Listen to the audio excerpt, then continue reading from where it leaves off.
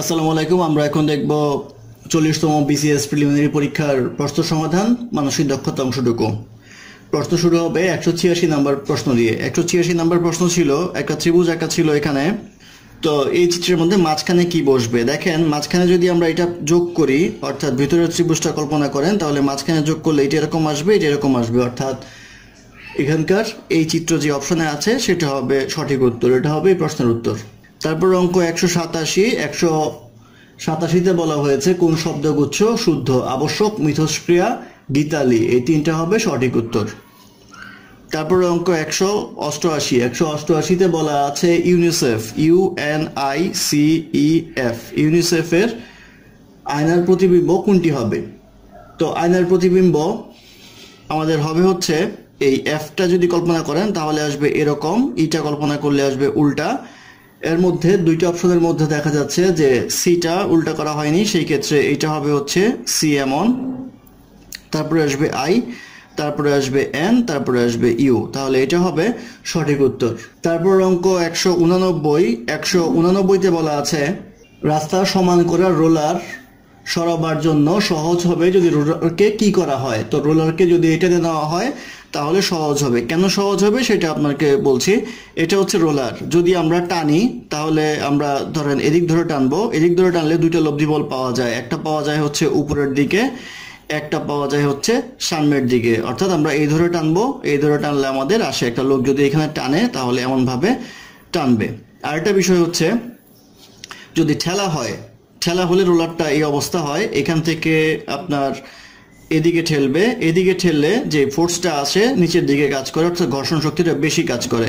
বেশি কাজ করলে এ যখন ঠেলবে তখন তার কষ্ট বেশি হবে, কারণ এখানে নিচের দিকে যেহেতু বল প্রয়োগ হবে, সেই ক্ষেত্রে আপনার এখানে একটা ঘর্ষণ বলের কারণে কাজটা খুব আস্তে হবে এবং শক্তি বেশি লাগবে। সেই ক্ষেত্রে টানা সোজা, সবসময় মনে রাখবেন রোলার টানা সোজা, তাহলে এটার উত্তর হবে টেনে নিয়ে যাওয়া হয়, অর্থাৎ সে যদি এদিকে টানে তাহলে এটা ইজি হবে তার জন্য। তারপরে প্রশ্ন নাম্বার 190তে বলা আছে 0.1 গুণ 0.01 গুণ 0.001, এটা গুণ করলে কত হবে? তো 1 1 1 1 1 1 1 লেখার পরে আমাদের এখানে 3 ঘর, এখানে 2 ঘর, এখানে 1 ঘর, মোট হচ্ছে 3 2 5 আর 1 6 ঘর। তাহলে 1 সহ 6 ঘর হবে, 1 2 3 4 5, আর এই 1 এর জন্য 6 ঘর, তাহলে উত্তর হবে 0.501। এটি হবে এই প্রশ্নের উত্তর। তারপরে প্রশ্ন নম্বর 191তে বলা আছে চ ইন্টু জি ইকুয়াল টু 42 হলে জে ইন্টু ট ইকুয়াল টু কত হবে? তো এখানে আমরা লক্ষ্য করলে দেখা যাবে যে বর্ণমালার চ হচ্ছে 6 নাম্বার অক্ষর আর জি হচ্ছে আমাদের 7 নাম্বার অক্ষর। সেই ক্ষেত্রে 6 7 হয় হচ্ছে 42, এটা হয় 42 বা 42।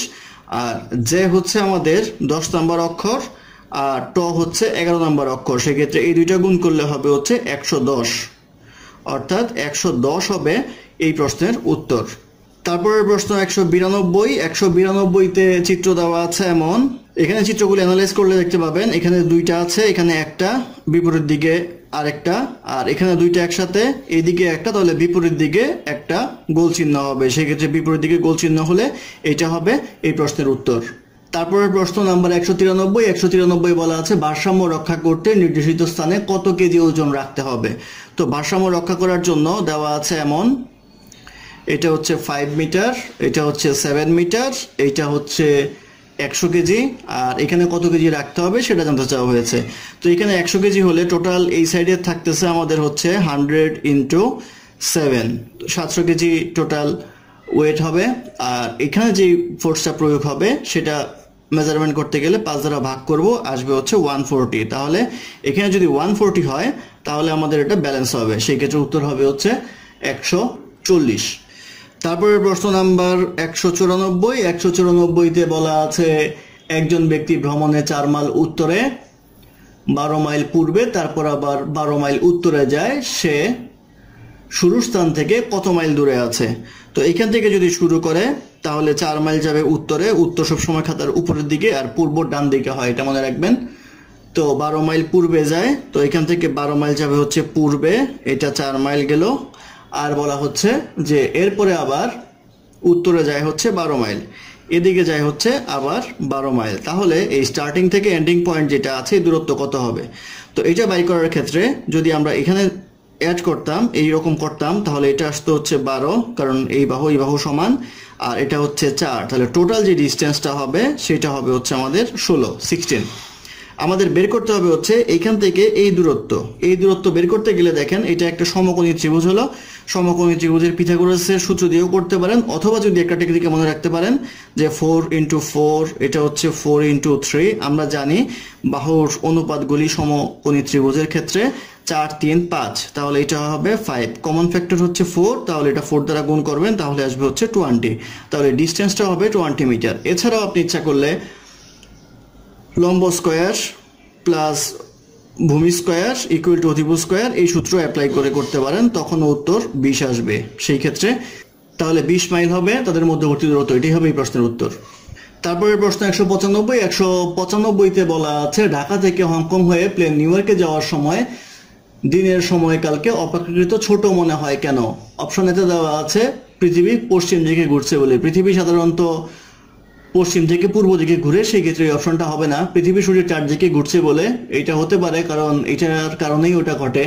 তারপর অপশনে বলা আছে এই ক্ষেত্রে এইসব ঘূর্ণয়নের কোনো প্রভাব নেই। এইসব ঘূর্ণয়নের প্রভাব আছে, সেই ক্ষেত্রে এটা উত্তর হবে না। অন্য কোনো কারণ আছে, অন্য কোনো কারণ থাকার সম্ভাবনা নেই, সেই ক্ষেত্রে আমরা বলতে পারি পৃথিবী সূর্যের চারদিকে ঘুরছে বলে। এটাই হবে এই প্রশ্নের উত্তর। তারপরে প্রশ্ন 196তে বলা আছে শুদ্ধ বানান কোনটি? শুদ্ধ বানান হচ্ছে অধোগতি, এটা হবে এই প্রশ্নের উত্তর। তারপরের প্রশ্ন 197তে বলা আছে সঠিক বানান কোনটি? সঠিক বানান হবে INDWELLING, ইনডিউলিং, এটা হবে এই প্রশ্নের উত্তর। তারপরের প্রশ্ন 198তে বলা আছে 1A 3C 5E, তাহলে দেখা যাচ্ছে এখানে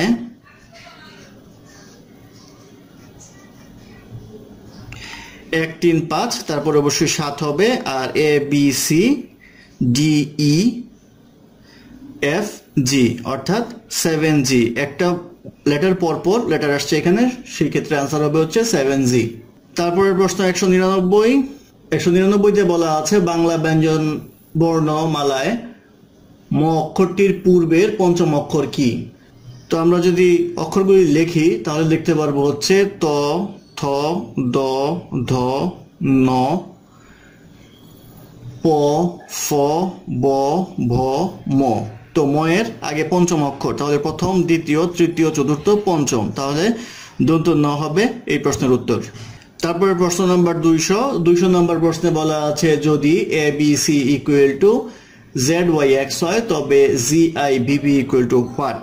ABC ইকুয়াল টু ZYX হয় তবে GIVB কত? এই ক্ষেত্রে আপনারা অপশন দেখে বাদ দিবেন হচ্ছে যেহেতু লাস্টে VB আছে সেহেতু অবশ্যই লাস্টের দুইটা লেটার সেম হবে, সেই ক্ষেত্রে অপশনে থাকে হচ্ছে TREE আর থাকে FREE। এবারে দুইটা টেস্ট করা হবে, আর যেহেতু ফিক্স আছে সেই ক্ষেত্রে আর এই চিন্তা করে লাভ নেই, TRF দেখতে হবে। এখন দেখেন এইখানকার কনসেপ্টটা হচ্ছে এ হচ্ছে ফার্স্ট অক্ষর আর এটা হচ্ছে লাস্ট অক্ষর, বি হচ্ছে সেকেন্ড অক্ষর, এটা হচ্ছে লাস্টের দিক থেকে সেকেন্ড অক্ষর, সি হচ্ছে থার্ড অক্ষর আর এটা হচ্ছে লাস্ট থেকে থার্ড অক্ষর। সেই ক্ষেত্রে আমাদের জি হচ্ছে 7 নম্বর অক্ষর, সেই ক্ষেত্রে টি হবে আমাদের লাস্টের থেকে 7 নম্বর অক্ষর। সেই ক্ষেত্রে আমরা বলতে পারবো এইটা হচ্ছে সঠিক উত্তর। আটটা বের করার দরকার নেই, কারণ হচ্ছে আপনারা অপশন থেকে দেখেই বাদ দিয়ে দিতে পারবেন। তাহলে সঠিক অ্যান্সার হবে হচ্ছে TREE। এই ছিল আমাদের মানসিক দক্ষতার উপরে টিউটোরিয়াল এবং 40তম BCS এর প্রশ্ন সমাধান। আশা করি ভালো লেগেছে। আমাদের চ্যানেলটি ভালো লাগলে অবশ্যই সাবস্ক্রাইব করবেন, লাইক, কমেন্ট এবং শেয়ার করবেন, এবং অঙ্কে কোনো সমস্যা থাকলে আমাদের কমেন্টে জানাবেন, আমরা চেষ্টা করব ডেসক্রিপশনে তার সমাধান দেওয়ার জন্য। ধন্যবাদ।